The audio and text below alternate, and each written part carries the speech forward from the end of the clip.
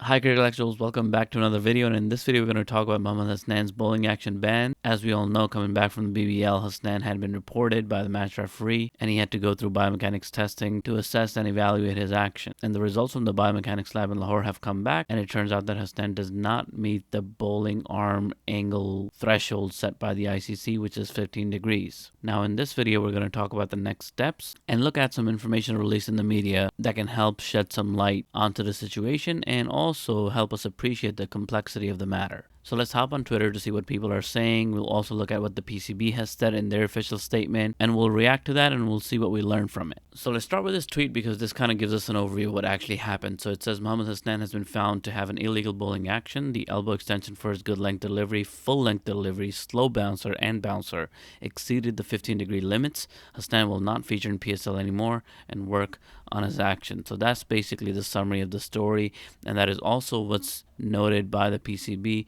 in their official statement to the press on Mohammadhasnain. So here's what it says. The PCB today has received a formal and detailed report from Cricket Australia on Mohammadhasnain's assessment test, which stated his elbow extension for his good length delivery, full length delivery, slow bouncer, and bouncer exceeded the 15-degree limits. So they tell us what the report has shown, and then it says the PCB has discussed the report with its own bowling experts and is confident that the problem can be resolved. So this is an important statement because it's basically acknowledging and agreeing with the results of the test. So the PCB is not denying it. In fact, if the PCB did want to deny it, they could have appealed this. But obviously, having talked to our internal experts, they probably deemed it was better to not challenge this decision because they probably agreed with it. To continue, it says the PCB will now appoint a bowling consultant who will work with Mohammadhasnain so that he can rectify his bowling action and be ready for a reassessment. So again, an acknowledgement of the problem, and the PCB has actually stated their plan of action, which is to hire a consultant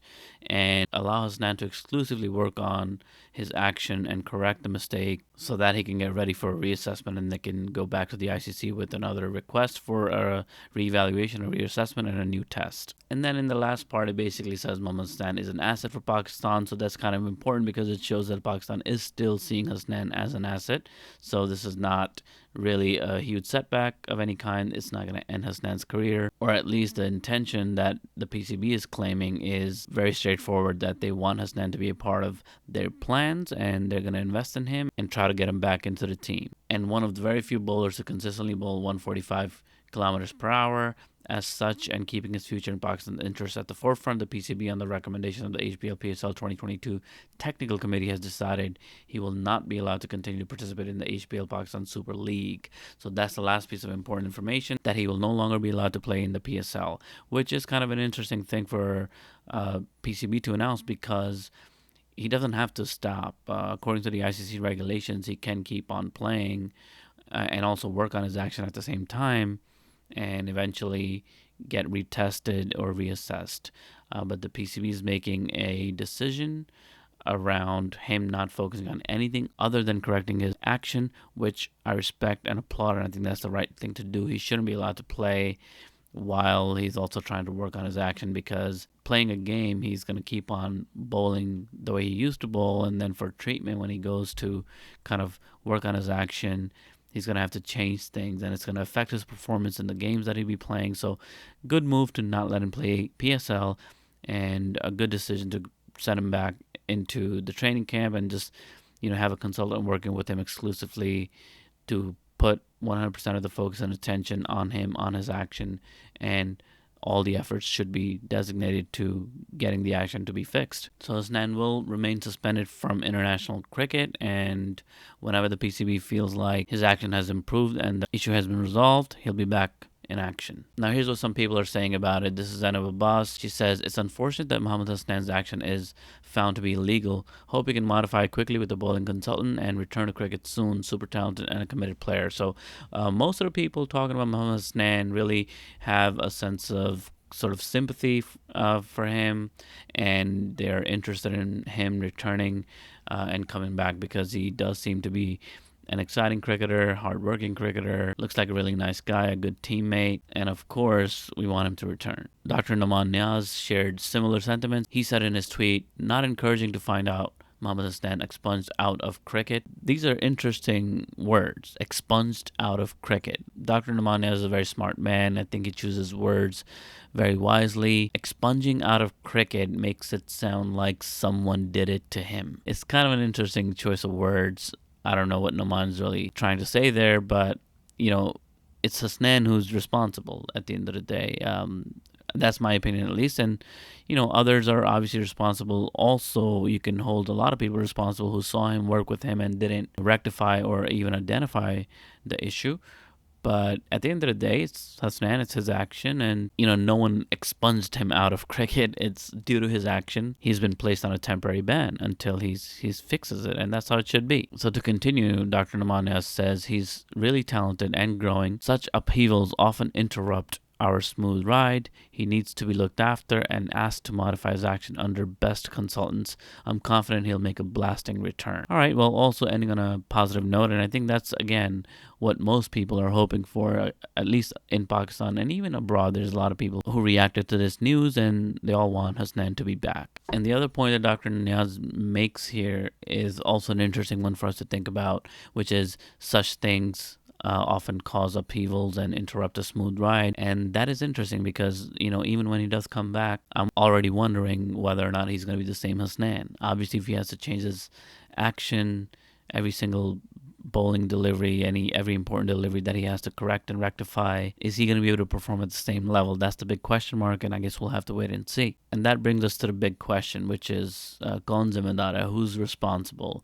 In this tweet, Asif Khan says Mohammadhasnain ka bowling action illegal. Kaun zimmedar hai? PCB ab kya karega? What will PCB do now? Who's responsible? What should they do? Well, we already know what they're gonna do, but this whole idea of who's responsible is kind of a interesting one because we don't really know. It's really hard to tell, and also people have different feelings about what the role of a coach is in this. He's worked with international coaches. He's been tagging along with the Pakistani team for a couple of years. He's working with Waqar Yunus for a year at least. And a lot of people are saying that they should have seen it. They should have identified it earlier. It should have been identified sooner, especially when Hasnain became part of the Pakistani team. That's an interesting question. Let us know what you think about that. Should we hold somebody responsible for this? My personal opinion is that yes, it should have been identified early, but I don't want to hold responsible a particular person for this because Hasnain's bowling action was off by a few degrees, like 3 degrees. The guidance is 15 degrees. His arm is like at 18 degrees or something, 18.3 or something like that. So if you look at that data, you realize that, to the naked eye, his action is really hard to tell whether, you think it's illegal or not. Now, the match referees who reported it probably saw it on slow motion. We don't have a lot of information on who actually reported it and what were the details about, like how did they reach the decision. And I raised this point in my previous video about like what really contributed to him getting called out, getting identified. Was it the situation between him and Henriques? Was it the complaint of Henriques that triggered the whole thing? Or was the match referee watching Hasnain on slow motion and they themselves identified it? And I had brought up the point that if it is indeed the case that the batsman had contributed to the match referee flagging it, should the batsman have that power? We don't know if that's actually what happened. I'm just saying that if that were the case, that we should have some kind of a protocol or procedure around what batsmen can do and can't do, because otherwise it'll be too easy to nominate or to call out a bowler. I have to assume the best, and in assuming the best, I have to assume that the match referee themselves, from the word go, saw Hasnain and saw the bowling action in slow motion and felt the need to report it. But having said that, to the ordinary eye, the untrained eye, 15 degrees, 18 degrees is pretty much the same, right? An ordinary person without the help of super slow motion cameras or whatnot or video footage that can be slowed down, it's really hard to tell that 3-degree difference. We'll leave it at that. We'll assume that the right things have happened that have led up to this point. Now that the biomechanics testing has shown that indeed the action is faulty, we have to accept that. Now, having accepted that, as far as who's responsible is concerned, we can't really hold individuals responsible because, again, while you're working with a bowler and having this naked eye kind of approach to looking at the bowler is going to make it very difficult to identify a bowler who has a problem, unless it's really obvious. And these kinds of things seldom are obvious. There's nuance to it.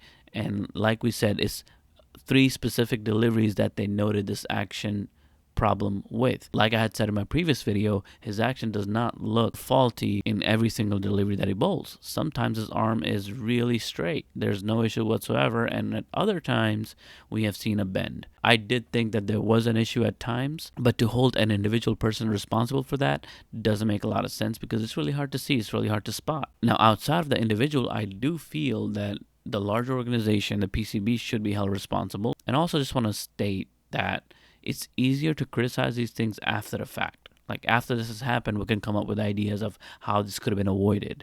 That's easy to do. But you have to also think about standard practices. It is not standard practice that you look at every single player and you analyze their bowling action. That's just not standard practice. People don't have the facilities, the technology to examine every bowler's every delivery type and see what their arm is doing, especially if it's not visible to the naked eye. You really can't blame a lot of the local cricket academies, clubs, etc., or local coaches, or even the international coaches. But you can blame a system that allowed for this to persist until we saw it at the international cricket level. There is a flaw in the system, one can say, and again, in hindsight, easier to criticize after the fact, right? Easier to find fault and easier to find solutions after the fact. And that's what we can do at this point. So the whole idea of holding one person responsible doesn't sit well with me.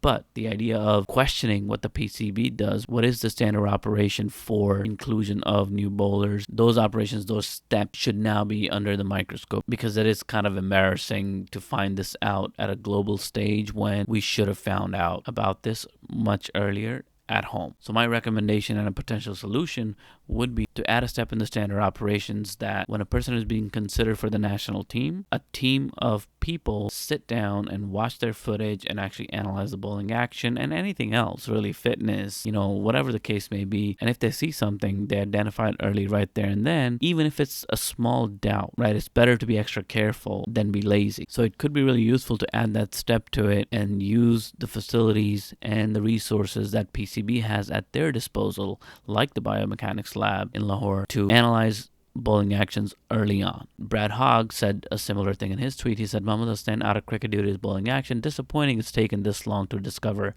any issue and report it in a T20 domestic tournament rather an international series. So once again, he's saying the same thing, but it's hard to figure out and pinpoint the exact way in which you would have done that or the PCB would have done that. And that's why in my previous comment, I tried to share an idea that the PCB could add to their process, their standard procedures, to identify these things early. Arfa Feroz has made a similar comment. He said, Mohammadhasnain remained in the national team for more than 2 years, but none of the coaches ever noticed illegality in his bowling action. The PCB coaches at NHPC, the National High Performance Center, could have worked to correct the bowling action of Hasnain rather than waiting for him to be reported at some outer world. Well, again, Arfa, easier said than done. This point is valid 100% that it should have been identified early, but in the current standards procedures, there doesn't seem to be a step of evaluating a bowling action. And it is reasonable that Hasnain went for that long without getting spotted because, again, as we mentioned 100 times by now in this video,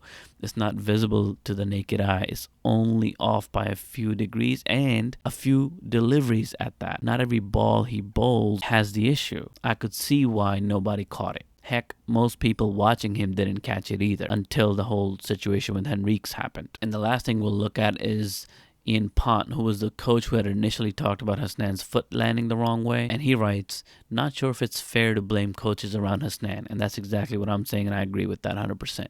Too few know technical skills coaching or how to ID or identify and improve faults. Same for TV commentators and coach educators. Most understand outcomes but not technical issues. It's why talent rarely gets maximized. The science of bowling is also something to study, which is why when teams hire bowling coaches, they really should pay attention to a person's resume, not only the aspects of the experience they have in coaching, but also the actual qualifications and how deeply they know the technical aspects of cricket and what evidence exists that shows that they really do know. Things like the 4 tent pegs and the tent peg method, the fast bowling skeleton that you see on the screen here.